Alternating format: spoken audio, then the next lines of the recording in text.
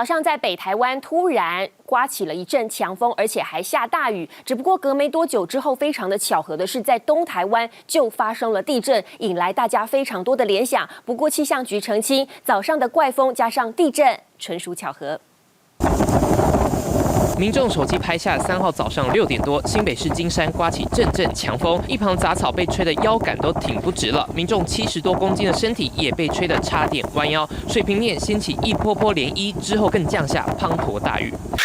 突如其来的天后怪象，过没多久，台湾又传规模4地震，让民众有了这样的连结。